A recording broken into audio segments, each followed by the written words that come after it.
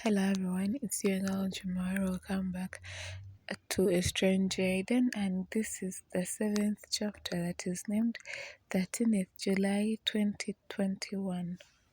And it goes, I'm usually asleep at night, but last night was an exception. I was watching the presidential address. Before we go on, I want to let you in on a secret. I once crashed on the first sun. But his crush disappeared when I learned he was 25 years older than me. Age. Age is sometimes a red flag. So, our dear president said schools will be opening on the 20th of August if people were cooperative with the curfew rules that will be lifted on the 30th of July. That's good news because it means I won't have to go to the hospital for practice. So I remain in bed, thanking the Most High for putting a roof over my head until my dad pulls me out of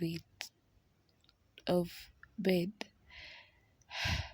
I've got a call from my friend. He says you should go to the hospital now. He says in a hurry. Why? Why? I ask. I've always been the one asking questions, he replies. That reminds me, this is Africa. Young ones are not supposed to ask stupid questions. I take a deep breath before I say, the president says schools will be opening on the 20th. That guy says a lot of things he doesn't mean, he replies. I had no choice but to pull out my black dress from wherever I kept it to start my trek to this hospital. You see, when I had just joined, I had all the love in the world to save lives.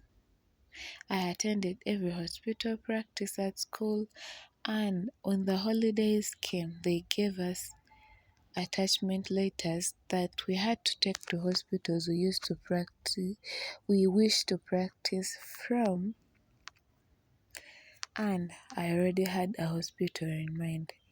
The moment I jumped off the school bus, I went to this big hospital in our village,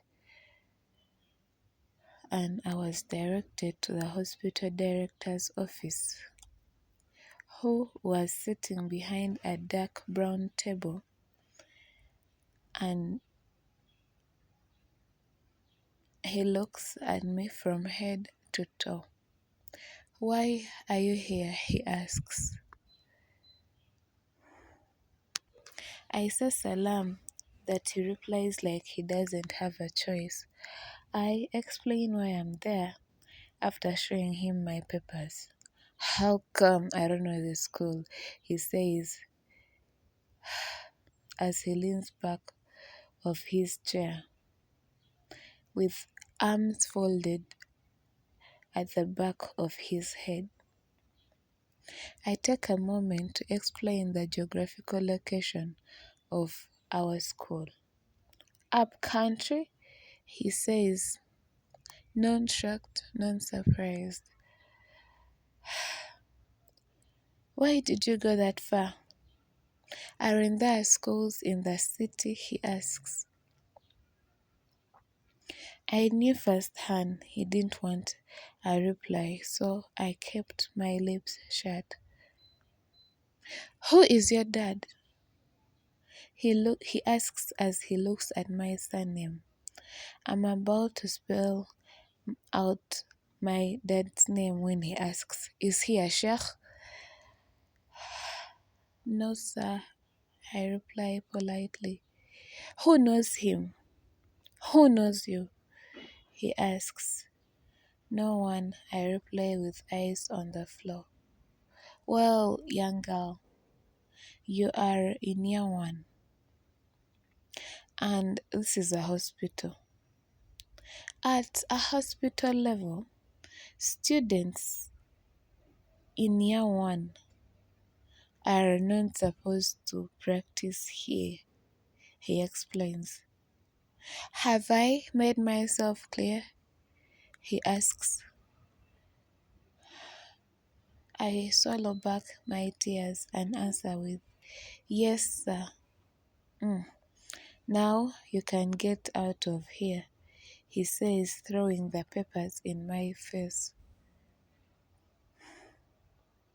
That was 2 years ago. To cut the long story short, that's where my parents want me to go and practice today. I am sitting in the office of my dad's friend, and this old fella is making some calls.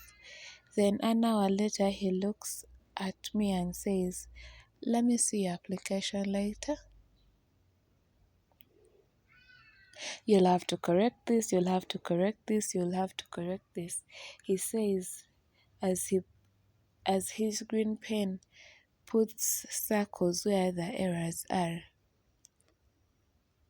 That would have been fine, but the additional statement made my stomach boil.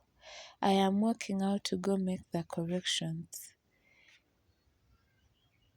and in the corridors when he says, Oh, the lab in charge isn't around. You'll have to come back next week. Mm. As I walked home, I asked myself why I was there in the first place. Hey, that's the end of chapter 7, and we'll see you around. Thank you for being with us on In or On here, the channel, and Estranged Jayden. I hope you enjoyed. See ya.